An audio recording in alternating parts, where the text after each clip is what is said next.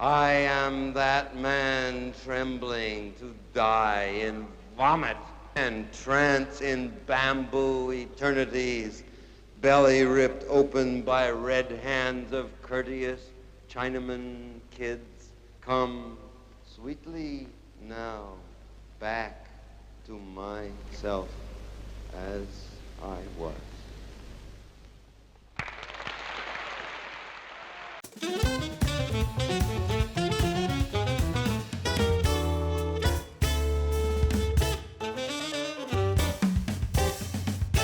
Welcome to the second episode of Unpacking the Beat Poets. Last time we talked about their antecedents and the elective affinities and how all of this came together to form their poetic practice. And in this episode, I am going to be talking about the core beat poets as I see them. Our following episode is going to be women of the beat generation. During the first 10 years of the beat phenomena, women existed as muses, girlfriends, wives, models. It was during the second decade that they came in full force and were poets in their own right, drawing on what had come before, but solidly within the context of beat poetics. And I'm going to be talking today about Allen Ginsberg, Jack Kerouac, and Gregory Corso, with some references to Lawrence Ferlinghetti, Gary Snyder, Lou Welch, and Philip Whalen. Kerouac's only collection of poetry published in his lifetime was Mexico City Blues. All of his other poetry was published after his death, starting with Scattered Poems, which came out in 1971, and a number of other collections. And finally, the Library of the Americas has published his collected poems. He's mainly known as a prose writer, known for On the Road, but he was writing poetry concurrently at the same time and sharing it with Allen Ginsberg and with other beat poets. And they all thought that his poetic masterpiece was Mexico City Blues. So it is worth reading what he says he is doing with this book. I want to be considered a jazz poet blowing a long blues in an afternoon jam session on a Sunday. I take 242 choruses. My ideas vary and sometimes roll from chorus to chorus or from halfway through a chorus to halfway into the next. Kerouac was drawing specifically on jazz and the bebop jazz performers who brought improvisation into their work. One of the things that he is noted for saying is, go with your initial thought, your initial emotion, your initial impression. Don't revise. First thought, best thought. The expression is usually attributed to Allen Ginsberg. Ginsberg indeed popularized the phrase, but it was actually coined by his Buddhist teacher, Chogyam Trungpa Rinpoche. And this is really interesting. There is William Blake's dictum, first thought is best in art, second in other matters, also cited by Ginsberg. But this expression is often misunderstood to mean first word, best word, by people who believe that thoughts and words are identical. Behind first thought, best thought, there's a particular epistemology. It's based on the specific practice of observing the rise and fall of thoughts as they occur moment by moment, called by Buddhists shamatha vipassana or zazen. So it's basically what happens during Buddhist meditation. So the careful and repeated observation that comes from being grounded in shamatha vipassana practice will reveal that thoughts are not simply words, but images and emotions. So to capture the first thought is to be aware of the image emotion in all its starkness. The skill comes in finding the right words to embody that thought in its naked immediacy. And this may involve rewriting. I say rewriting instead of revision because the latter term implies a departure from that first thought vision. When looked at a second time, revised, reviewed, either a self-censoring curtain drops between the poet and her original inspiration, or the energy of the first flash has been dissipated. Then the poem becomes words referring to earlier words, so that the first energizing thought is lost and the end product becomes basically a prism of language through which language itself is viewed. At its worst becomes a sort of a dried ball of word paste. Ginsberg says, if you stick with the first flashes, then you're all right. But the problem is, how do you get that first thought? That's always the problem. The first thought is always the great elevated cosmic, non-cosmic shunyata thought. Shunyata is a Buddhist term that refers to emptiness. And then, at least according to the Buddhist formulation, after that you begin imposing names and forms and all that.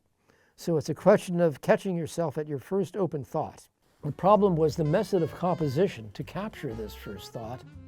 And Kerouac allowed himself to be controlled by the medium, the actual object that he was using to write with, which in his case was a small pocket notebook, just like this one. I mean, it's not identical to Kerouac's. This isn't from the Bird collection, but it's one that you can buy still today in any store. They no longer cost 10 cents though. But these notebooks were the ones that he used, and he let the shape of the poem was dictated by the margins that he had on his writing medium. William Carlos Williams also followed this practice. He wrote on his prescription pad when he was out making his rounds. So if he got inspired, the piece of paper that he had at hand was his prescription pad, and he wrote out his poem, letting the actual shape of the medium that he was writing on dictate his line breaks. Butte magic of ignorance, butte magic is the same as no butte. All one light, old rough roads, one high iron mainway. Denver is the same. The guy I was with, his uncle was the governor of Wyoming. Of course he paid me back. 10 days, 2 weeks, stock and joint. Was an old crook anyway. The same voice on the same ship, the supreme vehicle, SX Excalibur. Maynard, Mainline, Mountain, Marudvaga, Immersion of Missy. Man is not worried in the middle. Man in the middle is not worried. He knows his karma is not buried, but his karma, unknown to him, may end, which is nirvana. Wild men who kill have karmas of ill. Good men who love have karmas of dove. Snakes are poor denizens of hell, have come surreptitioning through the tall grass to face the pool of clear frogs. Michael McClure called this the greatest religious poem of the 20th century, in his view. And indeed it is. It's suffused with Kerouac's hybrid Buddhism, Catholicism, his mystical, completely unorthodox Catholicism, going along with his completely unorthodox Buddhism. But this sort of was an inspiration for Ginsberg and for Corso, as well as Ferlinghetti when he finally connected with Kerouac's poetry. Snyder and Lou Welch and Philip Whalen, they all got down with this. And the manuscript was passed around before it was finally published. And he wrote it in 1954-55. It wasn't published until 1959. Turning now to Allen Ginsberg, pre-Howl, he was already writing in this manner. America is like Russia. Acis and Galatea sit by the lake. We have the proletariat, too. Acis and Galatea sit by the lake. Versilov wore a hair shirt and dreamed of classical pictures. The alleys, the dye works, Mill Street in the smoke, melancholy of the bars, the sadness of long highways, Negroes climbing around the rusted iron by the river, the bathing pool hidden behind the silk factory fed by its drainage pipes. All the pictures we carry in our mind. Images of the 30s, depression and class consciousness, transfigured above politics, filled with fire, with the appearance of God. Let some sad trumpeter stand on the empty streets at dawn and blow a silver chorus to the buildings of Times Square, memorial of 10 years at 5 a.m., with the thin white moon just visible above the green and grooking McGraw-Hill offices. A cop walks by, but he's invisible with his music. The Globe Hotel, Garver lay in gray beds there and hunched his back and cleaned his needles. Or I lay many nights on the nod from his leftover bloody cottons and dreamed of Blake's voice talking. I was lonely. Garver's dead in Mexico 2 years. Hotels vanished into a parking lot. And I'm back here, sitting on the streets again. The movies took our language. The great red signs, a double bill of gassers, teenage nightmare, hooligans of the moon. But we were never nightmare hooligans, but seekers of the blonde noses for truth. Some old men are still alive, but the old junkies are gone. We are a legend, invisible but legendary as prophesied. That's another Williams-inflected poem, but at the same time, it is drawing on a memory of Times Square 10 years and the way it was when he was standing in Times Square at that very moment. So the hotel that he referred to has since been torn down and turned into a parking lot. The fellow Garver was a friend of his who, back in those days, he used to hang out with him. And Garver is now dead 2 years ago in Mexico, so this is bringing together the past and the present in a single poem. So this is the memory of something that is happening right now, or the experience of something that is happening right now, evoking a memory of 10 years previously, which shows how these poems come together. And there is an ekphrastic poem of Ginsberg's that's very interesting. This was a picture that Ginsberg saw at the Metropolitan Museum of Art. It was a Japanese ink painting. Shakyamuni coming out of the mountain. He drags his bare feet out of a cave under a tree, eyebrows grown long with weeping and hook-nosed woe. In ragged soft robes, wearing a fine beard, unhappy hands clasped to his naked breast. Humility is beatness. Humility is beatness. Faltering into the bushes by a stream, all things inanimate, but his intelligence stands upright there, though trembling.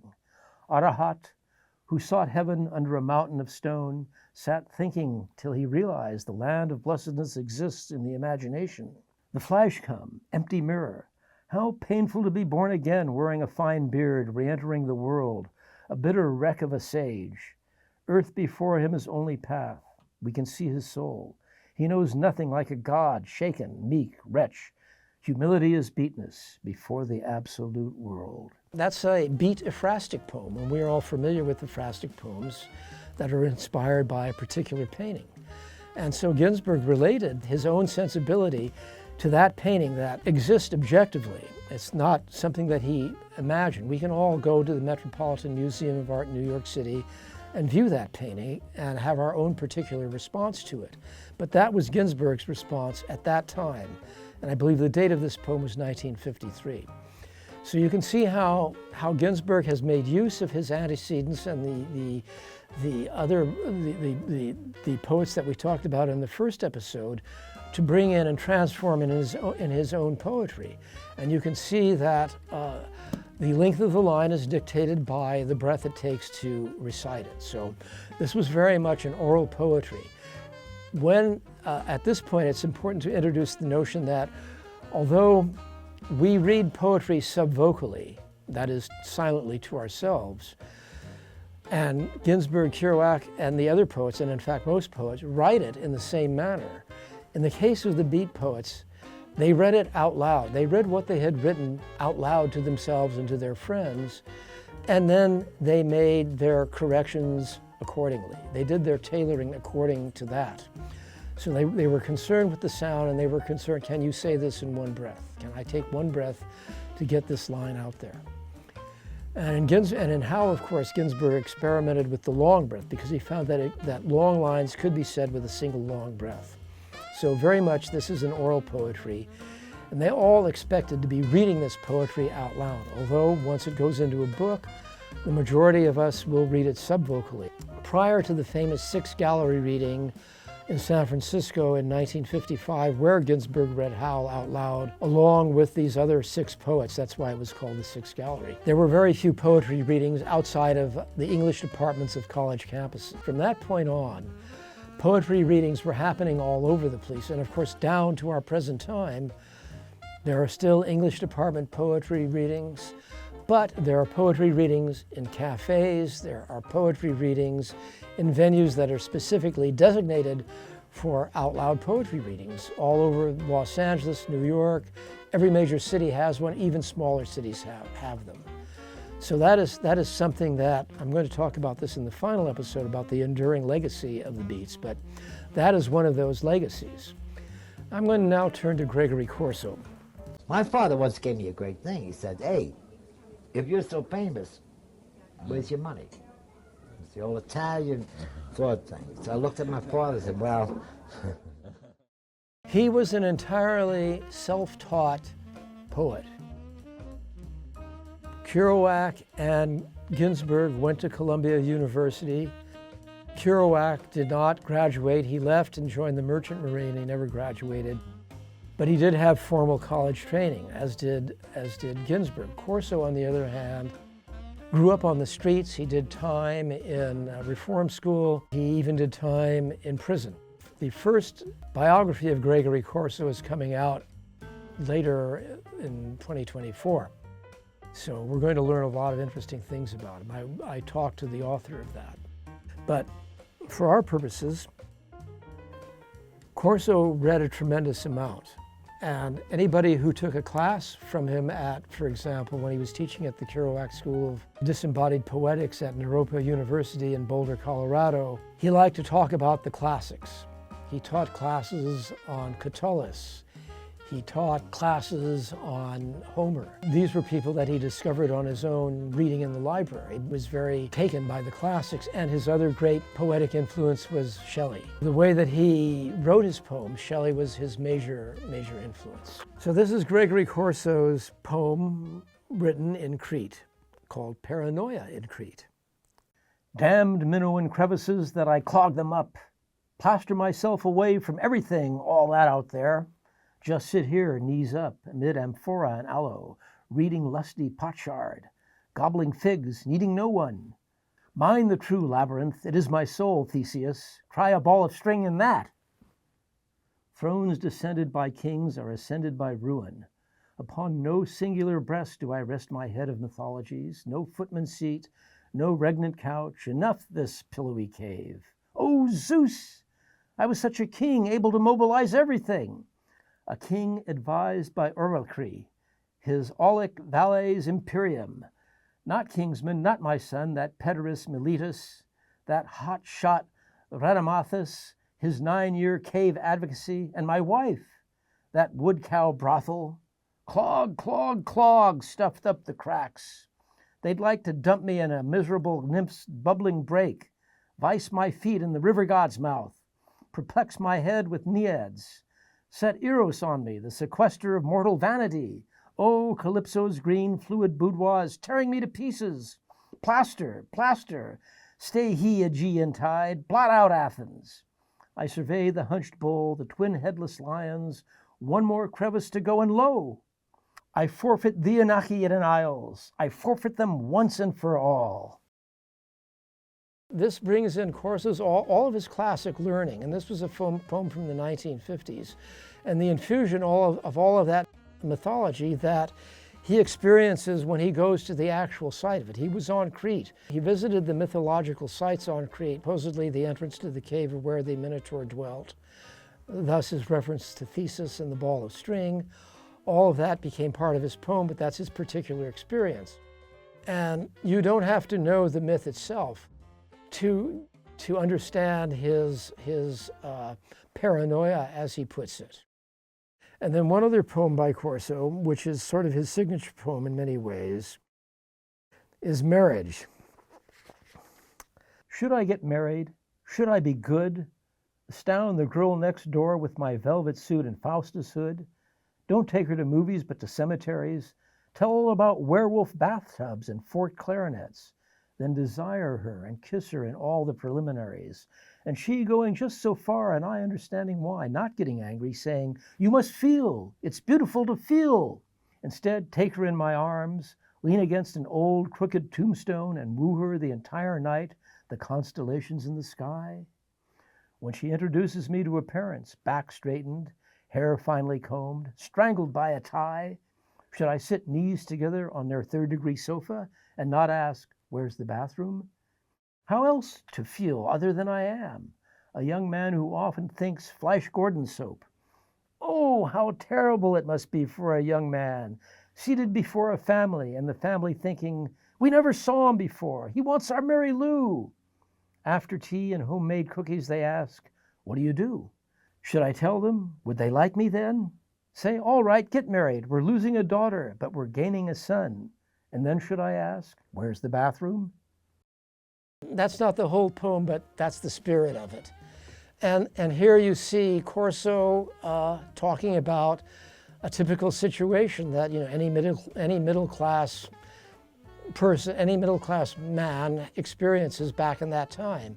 But he sort of makes fun of it, and of course he is alluding to the fact that he is a goofy poet, and that playfulness is also part of Corso's poetry, especially more than the other beats. He had a lot of humor in his work.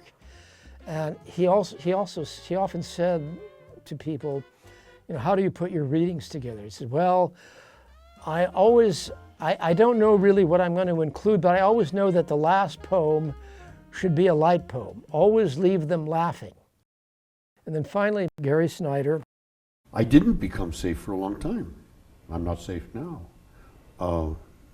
One of the things you do is recognize the danger and the impermanence of all things with a calm mind.